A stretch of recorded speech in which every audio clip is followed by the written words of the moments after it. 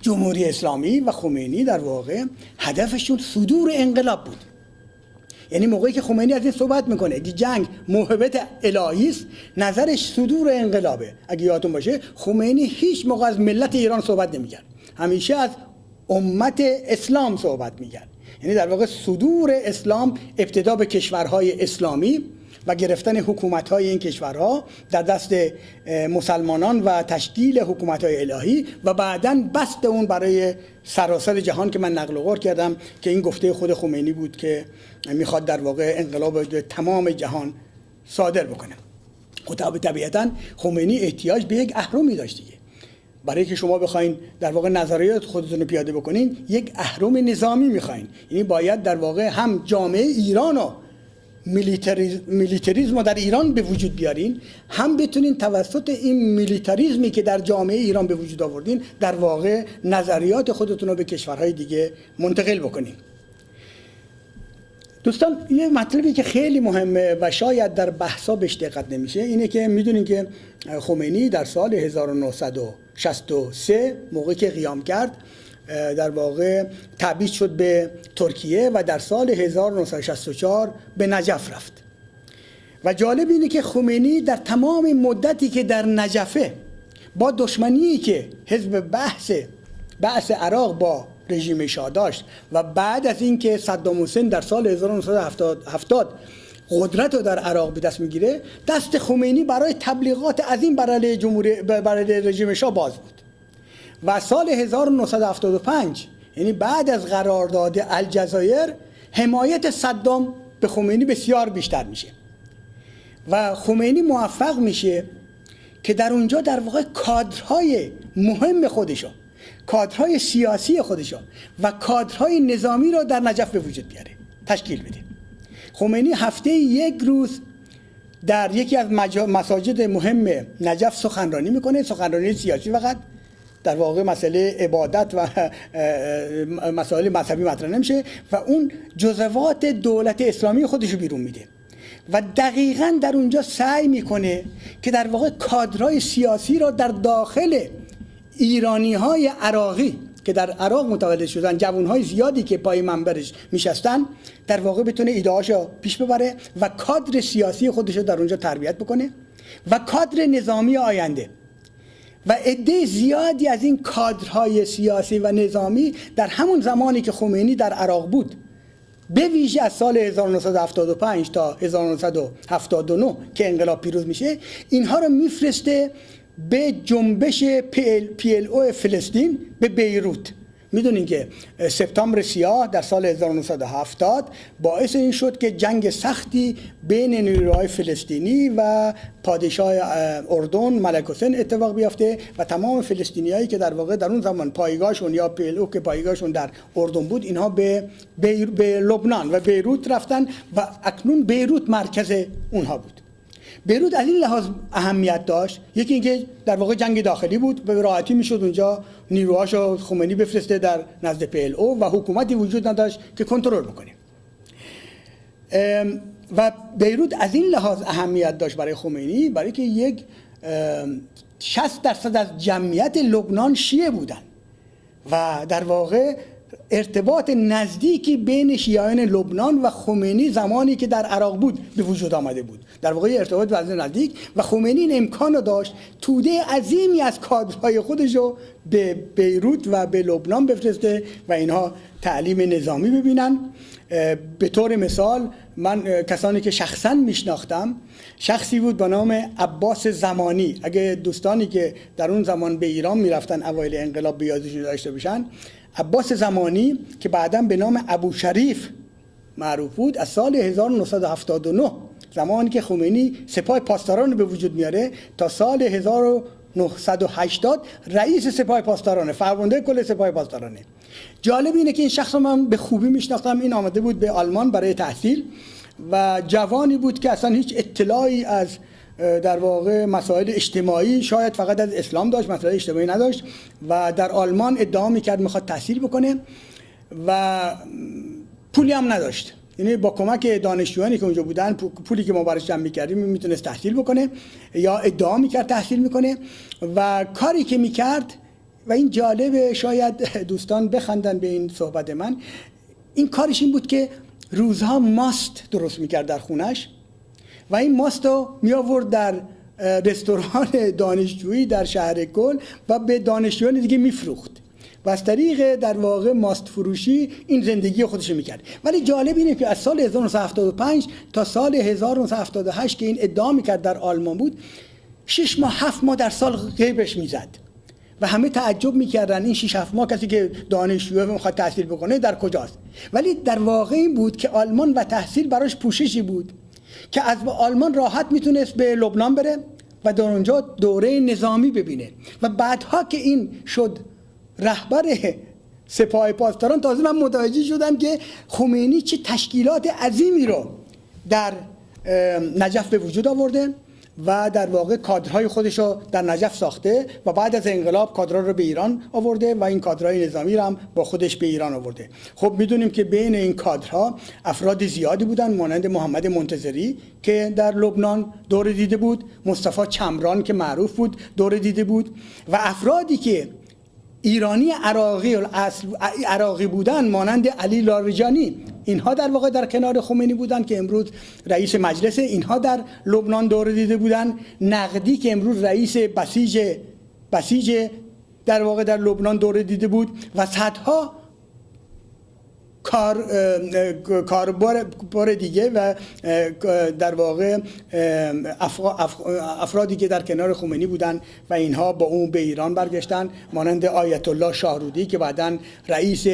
قوه قضاییه بود، صادق لاریجانی برادر علی لاریجانی که این هم در عراق بود و در واقع اینا در پی منبر خمینی بودن و از همون زمان کادرهای سیاسی هم بودن، جواد لاریجانی برادرش، صالحی که خیلی شاید ندونن، صالحی که قبلا وزیر امور خارجه بود، کسی بود که در عراق متولد شده بود و تا سن 27 سالگی در عراق بوده و یکی از کادرهای سیاسی آقای خمینی بوده و شاید هم کادر نظامی. من در این مورد سندی ندارم ولی میتونم بهش اشاره بکنم. و کسانی که عراقیایی که با خمینی به ایران آمدن، یکی جعفری بود که بعد از اعلاوی یعنی آمدن آمریکایی‌ها این در واقع نخست وزیر عراق شد. این یکی از کسانی بود که پای منبر خمینی بود و همیشه در واقع سعی میکرد که اون ایده های خمینی رو در عراق پیاده بکنه و این بعد از رئیس حزب دعوا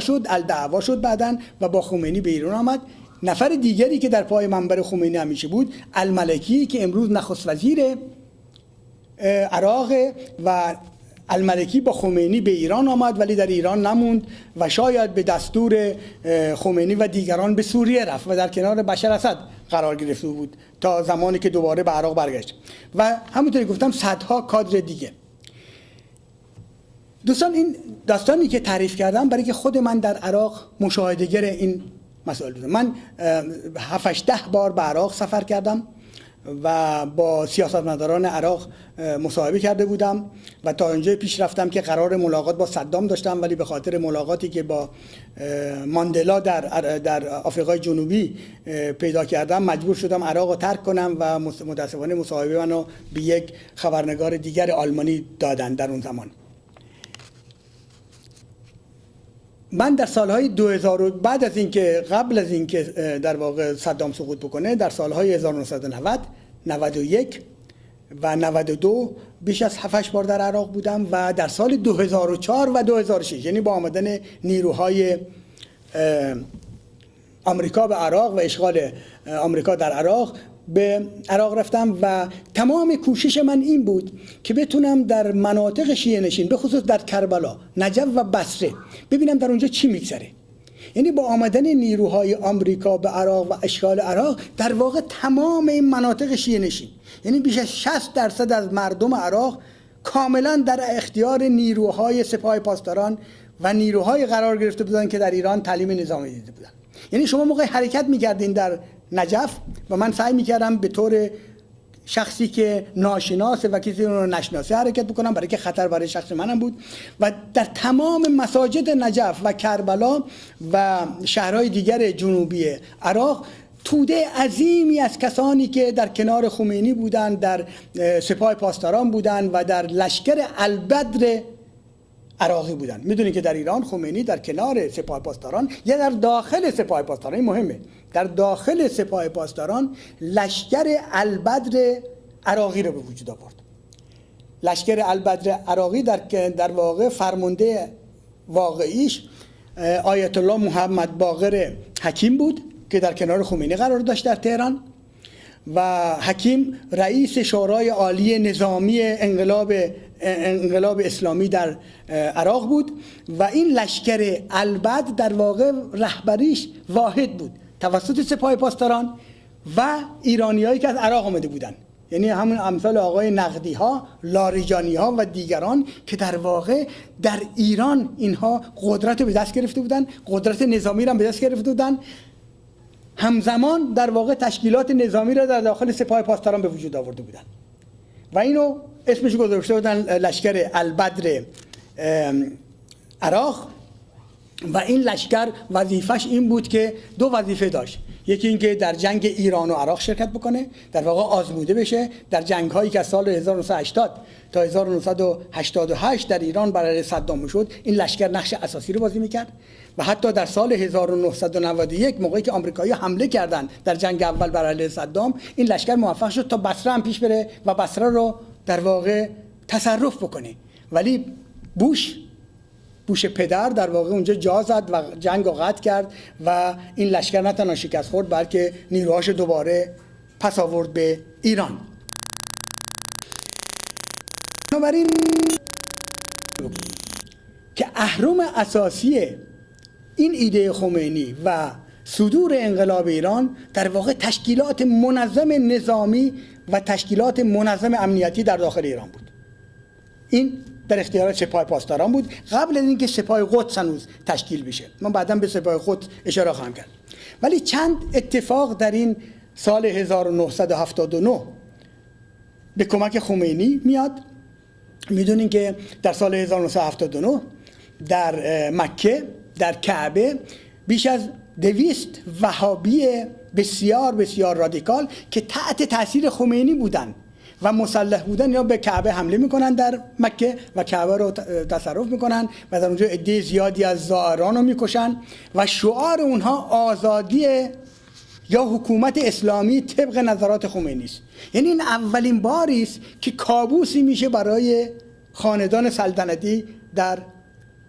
عربستان سعودی. یعنی موقعی که ما دشمنی عرب ها یا عربستان سعودی رو امروز در رابطه با جمهوری اسلامی میبینیم، میتونیم احساس بکنیم که از کجا در واقع این دشمنی عظیم ریشه گرفته. یعنی سال 1979 هیچ قدرتی، حتی پلیس عربستان سعودی و نیروهای ارتش عربستان سعودی قادر نیستن این اشغالگران مکه را در واقع کعبه را موفق بشن اینا را از اونجا بیرون بکنن، بلکه عربستان سعودی خواهان دخالت لژیون خارجی فرانسه میشه. میدونین لژیون خارجی فرانسه در واقع نیروی نظامی فرانسه است که در خارج از کشور از زمان استعمار فرانسه در آفریقا و در الجزایر و دیگر نقش اساسی رو بازی کرده و در جنگ شمال